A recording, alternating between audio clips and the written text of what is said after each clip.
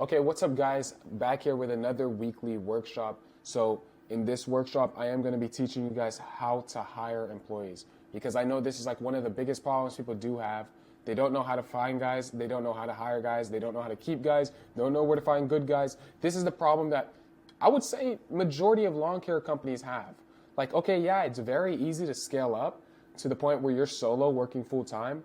But the reason a lot of people do stay solo is because they don't know how to hire people and they don't know the process to keep good people and to actually motivate team and all that. So in this weekly workshop, I'm gonna be breaking it down, and it has in here the exact structure that I use as well.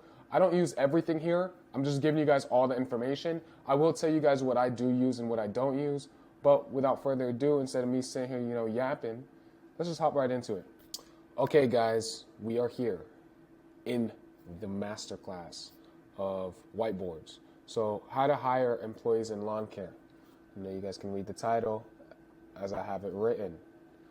But right here, I'm going to take you down the entire steps, all the strategies.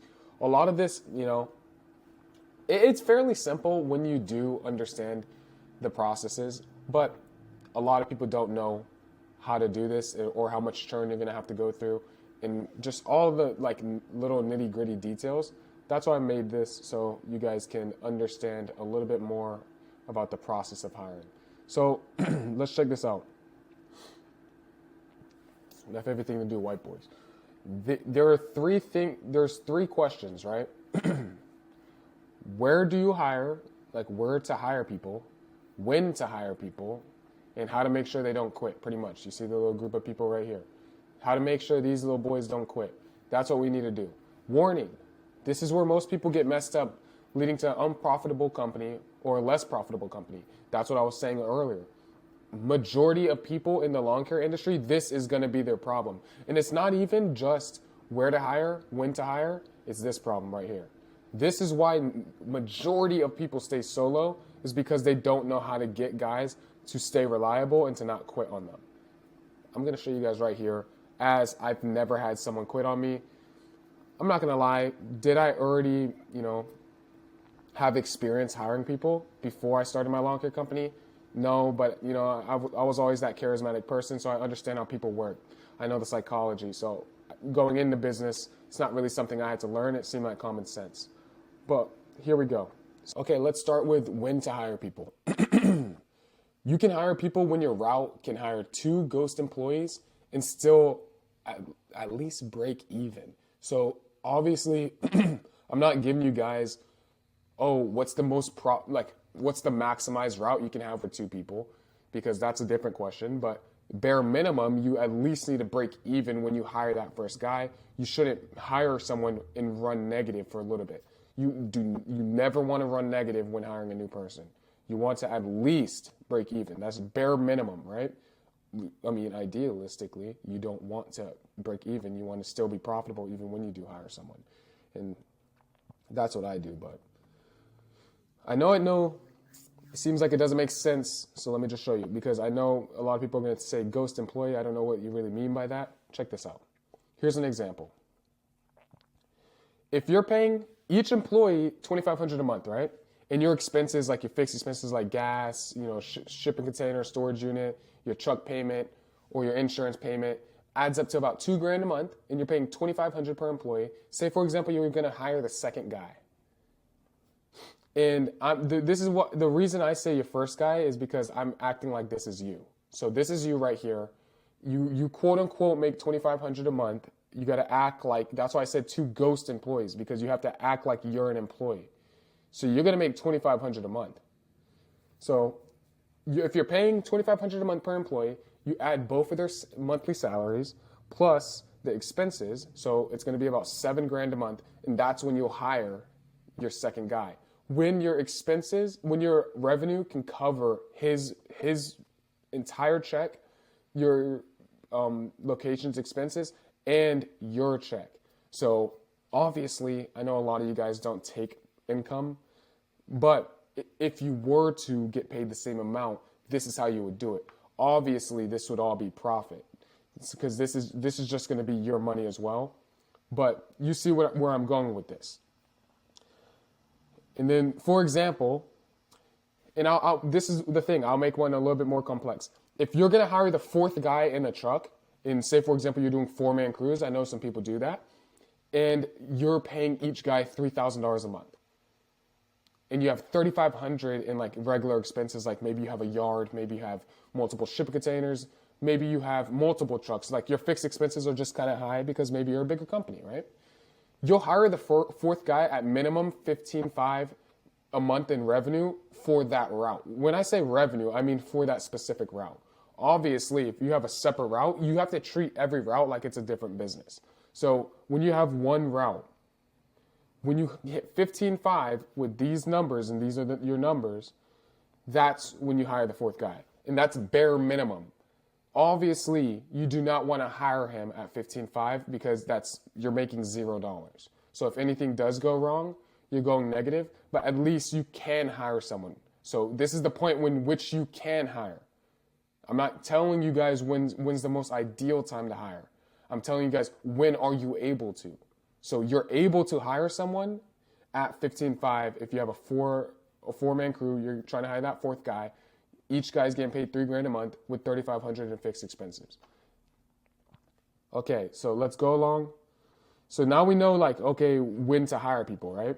And matter of fact, you guys can, like, if anyone wants to screenshot this right now, I'll just let you screenshot it, because this same equation is just how you do it with whatever numbers you have. You just plug it in like this, bam, that's how you just get your number. So then, bam. Now, where do we find guys? Because I know, okay, yeah, you can know when to hire guys, but where do you actually find people? Because I know a lot of you guys who do mow, and I mean, I was the same way. I mean, we're kind of in our own world, bro. We just work by ourselves. We just close customers. We don't really do much outside of mowing. We're kind of loners. I'm going to be honest. So this is how the 3 ways you're going to find people, right? There's only 3 ways. Either they're going to contact you, you're going to contact them, or a middleman's going to get them for you. Like, that's the only ways you're ever going to get employees. And this goes for any business. This is not just lawn care. That's every single business in the world. You either are going to contact them, they're going to contact you, or a middleman company is going to grab them for you. So now we're getting a little bit more specific. In lawn care, if they contact you, this is the way they're going to contact you. Only way this is happening for you, only way this is going to happen for your company is if it's ranked on Google, because people are going to be looking at your Google listing and say, I want to work at a lawn care company, and they're going to look at Google and see your company and call and ask for a job. I get this all the time. You have hiring signs on your truck. So I know you've seen, bigger companies, and they always have, always hiring great people, or always hiring on the back of their truck. That's a way that you can get people to contact you, right? And then the last one is if you're on social media. Like, I'll be honest, for me, I have people contacting me for asking for a job every single week, multiple times a week. It's because I'm on social media, right? So social media, a benefit for social media in your business is having a social media presence does help with hiring. And a lot of these guys are a lot better employees that you could get base because they are looking for you, and they look at you as, they're looking at you on social media. They kind of look at you, I'm not going to say like an idol, but they respect you more because that's how they found you. When people find you in that fashion, they respect you more. Okay, so you contact them. And look, that's a little hiring sign. Like, that's what you're going to have in the back of your truck. Okay, so you contact them. This could be someone that you know. This could be like friends, family. This is like you contacting your friends and family. You contacting someone at the gym. Like, you see a guy at the gym that you know, like you've seen him come in like lawn care attire. And then you're like, you know what? Let me just ask him to ask what he's doing and if he could work for me. But this also includes headhunting. And I'm gonna be honest, this is exactly what I do. I contact everyone that works with me. I rarely will ever have someone work with me that called me first. I headhunt. I say I want him, and him. That's just how I am. I know who I want, and I go for who I want. That's just how I play the game. And when I say headhunting, yes, you can headhunt just regular people like friends and family, or you could headhunt people at different companies. Say, for example, you're looking at a bigger company like Brightview Yellowstone. You're looking at the fact that they have people who work for them that have been working for 20 years that are still like a base employee, and you could just hire them and tell them like, hey, look, man, I know you have a lot more experience in this than me. You could help me scale this a lot. Obviously, I know the sales, marketing, I know the structure of the business, but what you know is all the technical stuff. You know when this goes wrong, what problem this is in the grass, because you've been doing it for damn 20 years, right? So he knows all that bullshit. You know how to actually just run a business. You don't really know every single little nitty gritty detail about lawn care. And I'll be honest, a lot of us don't. But that's the people who work at these companies do. They know everything. They've been working there for 20, 30 years. You get them. Those are the people you want. Whether you just pay them a little bit more or whether you give them an opportunity to actually be on your inner team. Inner team, I mean operations manager, admin manager, sales manager, like all of that. Like you can get them on your team. Crew lead even is more a little bit on your inner team if they're just a base employee. So that's what we do headhunting for.